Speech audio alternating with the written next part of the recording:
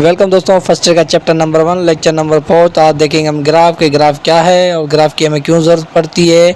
और ये भी देखेंगे किसी भी ऑब्जेक्ट की अगर वेलोसिटी में चेंज आ रहा हो या कांस्टेंट है तो उसके टाइम और डिस्प्लेसमेंट में क्या क्या वेरिएबल्स बनती हैं या क्या ग्राफ बनता है। तो और उसमें ये भी देखेंगे कि डायरेक्ट ग्राफ बनाने के लिए हमें किस डायरेक्शन की ज़रूरत पड़ती है। So let get start without wasting your time. तो हम देखेंगे ग्राफ एक्चुअली किसी बिल्डिंग को बनाने के लिए हमें कुछ चीज़ों की ज़रूरत पड़ती है। तो इसी तरह ग्राफ को बनाने के लिए भी हमें कुछ चीज़ों की ज़रूरत पड़ती है। जैसे हमारे पास हो जाता है कोऑर्डिनेटर सिस्टम। तो एक्चुअली जो कोऑर्डिनेटर सिस्टम है वो इस ग्राफ का बेस होता है, उसका बुनियाद होता है, उसकी जड़ होती है। तो हम देखेंगे कोऑर्डिनेटर सिस्टम को। एक्चुअली कोऑर्डिनेटर सिस्टम एक ऐसा सिस्टम है जो हमें किसी भी ऑब्जेक्ट या किसी पॉइंट को जो स्पेस में हो, किसी जगह पे हो, उसकी पोजीशन को लोकेट करके बताता हमें। कौन बताता है? वो हमें कोऑर्डिनेटर सिस्टम बताता है। एक्चुअली कोऑर्डिनेटर सिस्टम की 3 टाइप्स आ जाती हैं। तो वो कौन कौन सी है हमारे पास? जो सबसे पहले वो कार्टेशियन कोऑर्डिनेटर सिस्टम है, जो हमें मोस्ट कॉमन यूज़ करते हैं मैथमेटिक्स में, कि फिज़िक्स, केमिस्ट्री या ऐसे कोई भी साइंस के सब्जेक्ट जहाँ हमें इसकी मोस्ट कॉमन यूजेस होती है। तो अच्छा, इसमें एक्स वाई प्लेन होते हैं। कौन कौन से होते हैं? एक्स एक्सेस पे हॉरिजॉन्टल और वाई एक्सेस पे वर्टिकल। जैसे एक्स एक्सेस को हम क्या कहते हैं? इंडिपेंडेंट वेरिएबल कहते हैं। अच्छा जी, इंडिपेंडेंट वेरिएबल क्यों है? कि जो हमारे पास ऐसे फिजिकल या उसको फिजिकल क्वांटिटी जो क्या होते हैं? इंडिपेंडेंट होते हैं। जैसे हमारे पास वॉल्यूम हो गया, टाइम हो गया, तो ये क्या है? इंडिपेंडेंस है, ये हमारे कंट्रोल में नहीं होती। तो हमारे पास और कौन कौन सी हो गई है डिपेंडेंट वेरिएबल्स? जो वाई एक्सेस वर्टिकल की तरफ से होती हैं वो हमारे पास हो जाती है टेम्परेचर हो जाती है, प्रेशर हो जाती है। तो ये हमारे पास क्या वर्टिकल वाई एक्सेस के लिए होती है।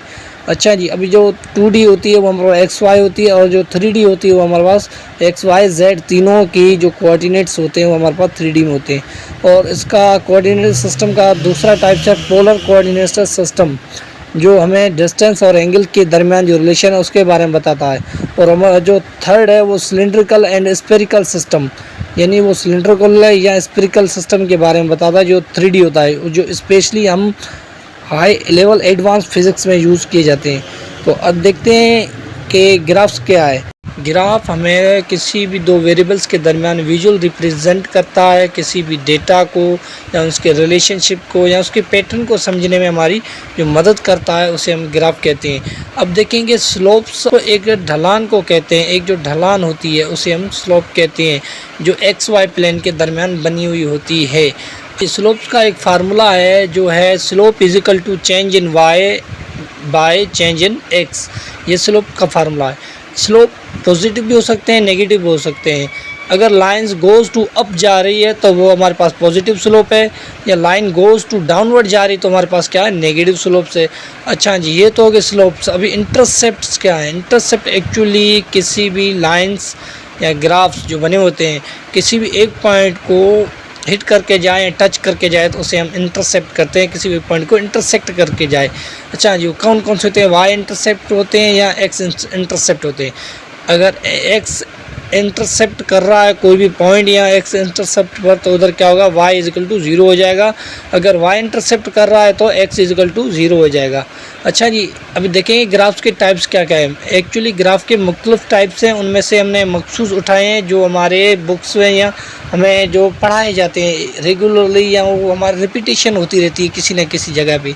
तो अच्छा, वो कौन कौन से? तो हमारे पास वो मोस्ट इंपॉर्टेंट आती है लीनियर ग्राफ्स और नॉन लीनियर ग्राफ्स। अच्छा, लीनियर ग्राफ्स क्या होती है? लीनियर ग्राफ एक किसी भी वेरिएबल्स 2 वेरिएबल्स के दरमियान जो स्ट्रेट लाइन होती है तो उसे हम कहते हैं ये भाई लीनियर ग्राफ है। अच्छा, लीनियर ग्राफ को हम यूनिफॉर्म ग्राफ भी कह सकते हैं, क्योंकि जो लीनियर और यूनिफॉर्म की जो डेटा है वो सिमिलर होती है।